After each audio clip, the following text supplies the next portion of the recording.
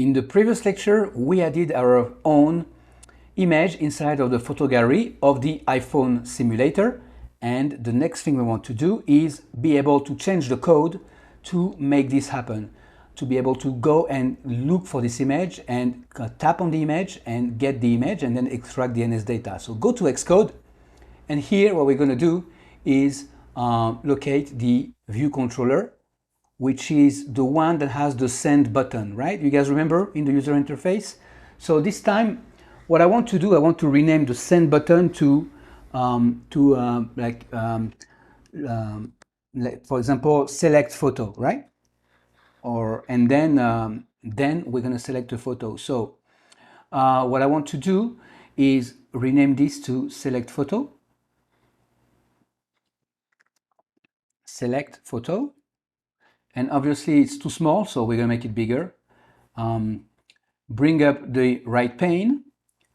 Make sure you have the button selected. And here we're going to go to the ruler and change the dimensions here. So that dimension, instead of 162, put this, let's say, to 50. And this one to 50 as well. There we go. So that's enough for now. We don't need the prompt because we're going to automatically say what this is about. So I hope you already saved the project, because now you can just delete the prompt. And what we're going to do is add a UI image view. So click on plus and select UI image view, or just image view, right? Here we go. And drag and drop this at the top. Why? Because once you select the photo, we're going to make sure to display that photo. So what I want to do is move this a bit down, move this down as well. We're going to reset some things here and move this here. There we go. So we can see the picture that was selected. All right. So few things we want to do is add the constraints. So the constraint here below is of 10. So let's remove that, so you can just delete it, and then you can delete this constraint as well right here, and let's add some new constraints. So click on the add new constraints, add the one at the top and add the one at the bottom. Click add two constraints.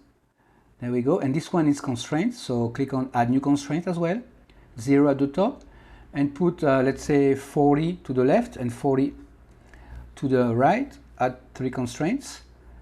Okay, and it looks like it's missing a few constraints, probably this one.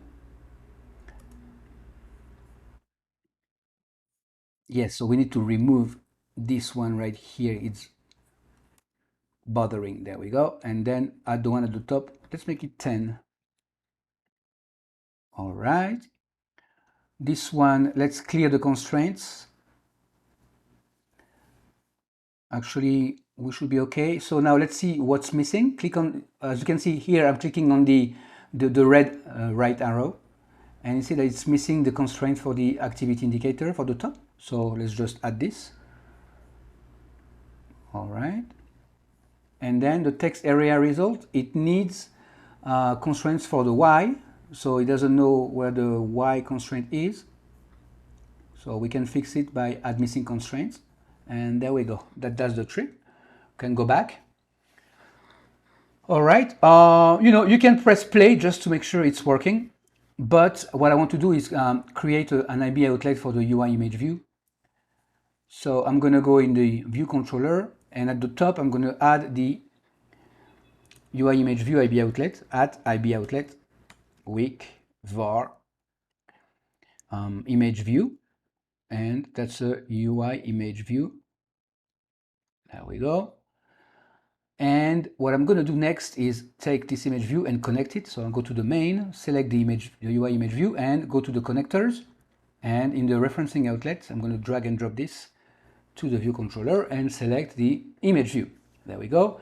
Now, if you run the code right now, it's going to crash because we have a text field input here that is not connected.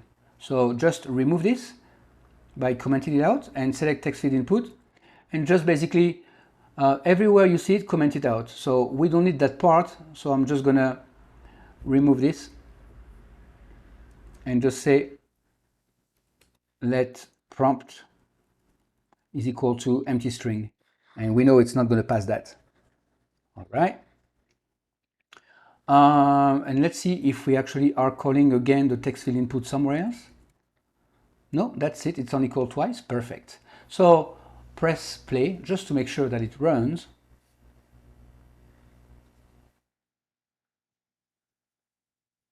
Okay, it says build succeeded and it's running. We don't see a photo here. That's normal.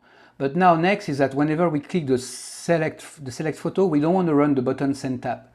We want to run select photo tapped. So that's what we're going to be doing in the next lecture.